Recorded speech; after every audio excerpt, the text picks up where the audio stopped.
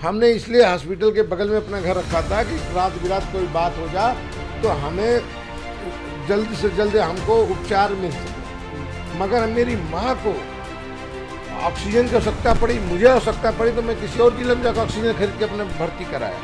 और मेरी माँ यहीं लखनऊ में थी, यहीं पे, और ऑक्सीजन उनको नहीं मिली, तड़प तड़प के मर गई। तो मेरे जैसा व्यक्ति एक ऑक्सीजन नहीं दिला पाया तो अब आम व्यक्ति की क्या गिनती होगी। लेकिन सर योगी आदित्यनाथ लगातार कहते रहते हैं कि जो समाजवादी पार्टी जब सत्ता में थी तो भ्रष्टाचार था, गुंडागर्दी थी। इस पर आपका क्या कहना, क्या लगता है योगी सरकार बनने के बाद क्या गुंडागर्दी खत्म हो गई है? जिसका जो विचार होता है वही वो बोलता है। ये मैं कह सकता हूँ कि जो शब्द बोलते हैं खुद उन पे लागू होता है। कोई ऐसा मुख्यमंत्री होगा जो अपना मुकदमा खुद वापस किया।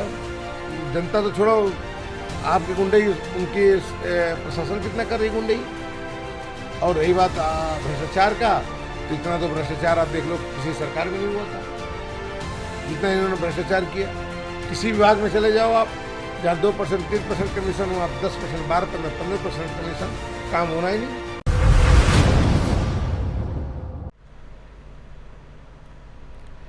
नमस्कार, मैं अंकुर वाजपेयी और आप देख रहे हैं द जर्नलिस्ट न्यूज़। आज हमारे साथ हैं राम सिंह राणा जी, जो समाजवादी पार्टी से पूर्व राज्य मंत्री भी रह चुके हैं। सर बहुत बहुत स्वागत है आपका। सर, समाजवादी पार्टी की 2022 को लेकर कैसी तैयारी चल रही हैं और पार्टी की तरफ से आपको कैसे निर्देश दिए गए हैं? हम लोग तो चुनाव करीब आता है तो तैयारी नहीं करते, हम लोग पूरे 5 साल तैयारी करते हैं। मगर इस समय हमारे राष्ट्रीय अध्यक्ष जी ने हर नौजवानों को अपने बूथ लेवल पे काम करने के लिए उन्होंने सबको निर्देशित किया है। और हम लोग अपने लोगों को, जो लोग हैं उनको वोटर बनाना और उनको कैसे बूथ तक पहुंचाना, इस पे हम लोग काम कर रहे हैं। सर, अभी हाल ही में ब्लॉक प्रमुख का चुनाव हुआ था, ब्लॉक प्रमुख और पंचायत को आपने देखा किस प्रकार से माहौल बनाया गया था, इस पर आपकी क्या टिप्पणी है? अभी चुनाव हुआ था, आप देखे होंगे कि सीधे जो सदस्य चुने गए थे, चाहे बीडीसी हो, जो जिला पंचायत सदस्य हो, वो जनता से चुने जाते हैं। और जनता ने सबसे ज़्यादा अगर किसी को चुना है तो वो समाजवादी पार्टी के प्रत्याशी हो, और जो उसे समर्थित थे उनको चुना, और निर्दल भी चुनाव जीत गया है। सबसे अगर कम कोई वोट पाया और बहुत नाम मात्र के चुनाव सदस्य निकले, वो बीजेपी के निकले। मगर ये जैसे ये लोग चुनाव आयोग की धज्जियाँ उड़ाते हैं, और उत्तर प्रदेश सरकार, योगी सरकार, जो पुलिस और अपने प्रशासन का जो दुरुपयोग करके जबरदस्ती पर्चा छीन लेना और उनको अपहरण कराना और उनका पर्चा दाखिल नहीं होने देना, आप देखे होंगे चाहे लखीमपुर के मामला हो या कहीं के भी देखिए आप, तो ये जबरदस्ती गुंडई कर करके इन्होंने अपने जिला पंचायत अध्यक्ष और प्रमुख जिताने का काम किया, जबकि जनता के द्वारा नहीं चुन क्या पाए। मगर ये अपने प्रशासन, पुलिस प्रशासन या डीएम के कप्तान के माध्यम से इन्होंने गुंडई करके उन्होंने अपने प्रमुख और जिला पंचायत तो जिताया। मगर 2022 में 22 की लानी है, क्योंकि सरकार 4.5 साल होने जा रहा है, ऊपर होने जा रहा है, एक काम नहीं किया। जो माननीय अखिलेश यादव जी ने काम किया था और जो काम चल रहे थे, उसी का इन्होंने उद्घाटन किया और उसी का इन्होंने शिलान्यास करने का काम किया। कोई ऐसा नया काम इन्होंने किया ही नहीं। रही 2022 में हम लोग इसलिए आएंगे कि जनता को एहसास हो गई है कि हमारे लिए काम कौन करता है। और माननीय अखिलेश यादव जी चाहे रोड के मामले में हो, चाहे नौजवानों को रोजगार के मामले में हो, चाहे बेरोजगारी भत्ता के मामले में हो, चाहे लखनऊ में आप देख लीजिए रिवर फ्रंट है, जो कितनी खूबसूरती से इन्होंने, लगता है कोई देखता है तो लगता है विदेश है। एशिया का सबसे बड़ा पार्क आप जनेश्वर मिश्रा जी के नाम पे इन्होंने रखा। लोहिया पार्क देखिए, आज ऑक्सीजन का सबसे ज़्यादा कमी थी, मगर समाजवादी के विचारधारा के लोग पहले से मालूम था कि ऑक्सीजन मनुष्य के लिए कितनी आवश्यकता है। और घनी शहर में ऑक्सीजन का अभाव होता है, मगर इसी गोमती नगर में इतनी घनी शहर है, उसके बावजूद भी इतने बड़े बड़े पार्क उन्होंने दिया कि लोग खुले ऑक्सीजन लें। तो आज समाजवादी विचारधारा, आप चाहे आप एक्सप्रेसवे पे देख लिए, एक्सप्रेसवे पे आपका सबसे बड़ा विमान उतरा।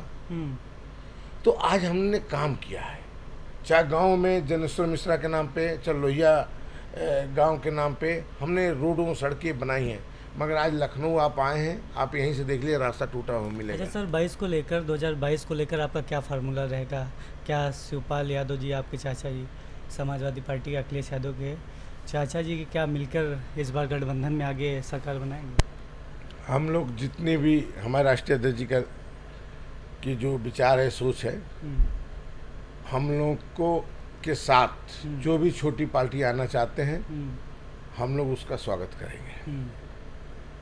जो भी छोटी पार्टी आना चाहती हैं, हम लोग उनके साथ स्वागत करते हैं और हम लोग का सहयोग करेंगे, उनके स्वागत। ब्राह्मण वोट को लेकर आपका क्या कहना है? क्योंकि आप देख रहे होंगे कि मायावती भी ब्राह्मण कार्ड चलाना स्टार्ट कर दिया है। अब जिसके पास काम तो है नहीं, जो इसने काम तो किया नहीं, तो जातिवाद ही करेगा। अच्छा। और जातिवाद करेगा,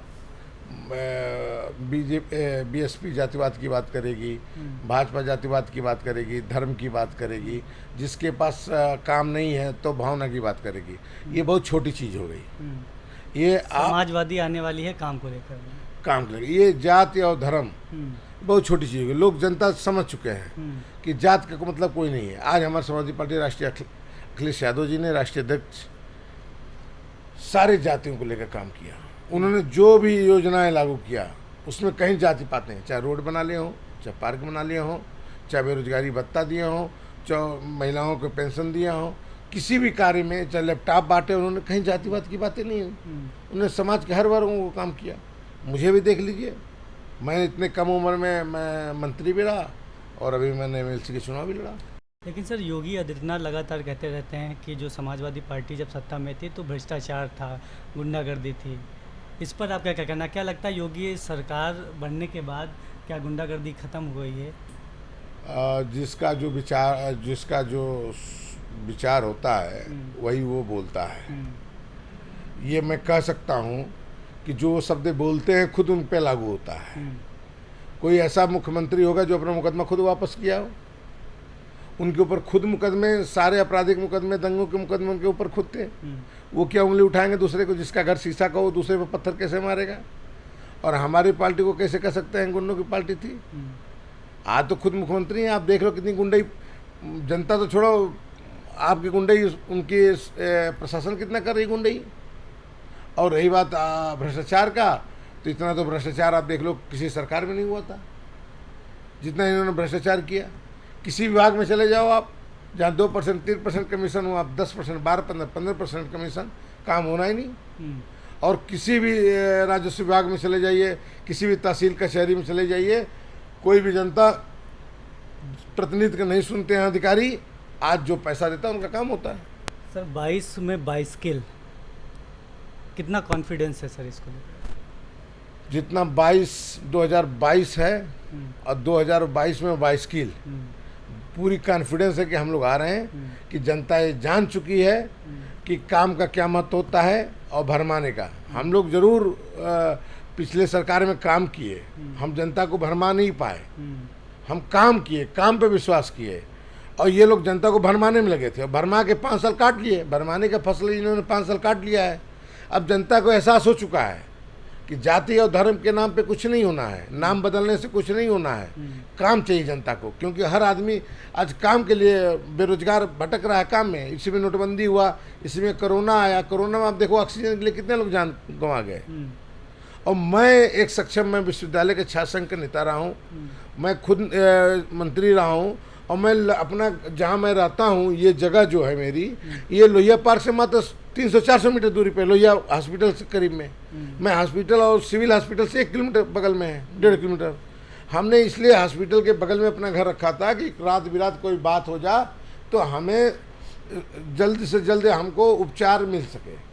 मगर मेरी माँ को ऑक्सीजन की आवश्यकता पड़ी, मुझे आवश्यकता पड़ी, तो मैं किसी और जिले में जाकर ऑक्सीजन खरीद के अपने भर्ती कराया।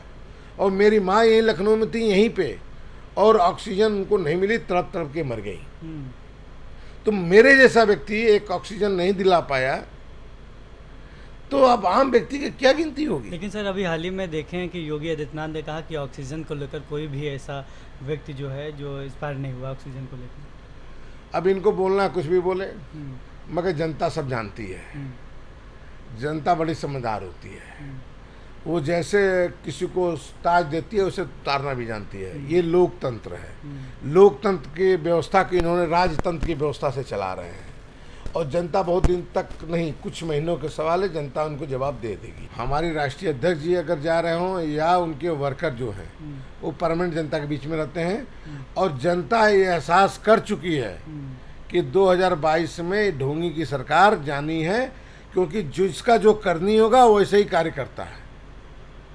आज हमारे हम तो कह सकते हैं कि ये इस हमारे होश के मुख्यमंत्री में सबसे फ्लॉप मुख्यमंत्री साबित होंगे अपने इतिहास में, माननीय आदित्य योगी नाथ जी, क्योंकि इन्होंने मंदिर के अलावा कोई काम तो किया नहीं। इन्होंने मंदिर के अंदर पूजा पाठ के अलावा कोई काम तो किया नहीं, तो इसके आगे इनका सोच ही नहीं रही।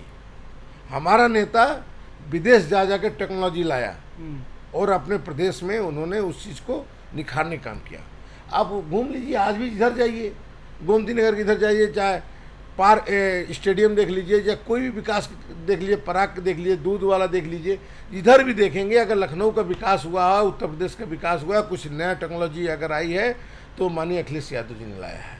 आप देख लीजिए योगी के कहीं दिख रहा है क्या? कुछ कहीं भी देख लीजिए आप, कहीं भी लखनऊ की राजधानी में आप रह रहे हैं, सबसे महत्वपूर्ण इलाका में आप हैं, मगर आप देख लीजिए कहीं भी इनका कुछ दिख रहा है क्या? उत्तर प्रदेश में कहीं आप गाँव देहात चले जाइए, हर जगह पानी भरा हुआ है। तो ये हमारे संग थे राम सिंह राणा जी। राम सिंह राणा से बाद में मिलेंगे और कई सारे मुद्दों पर और भी चर्चा करेंगे। तब तक के लिए बहुत बहुत धन्यवाद, शुक्रिया।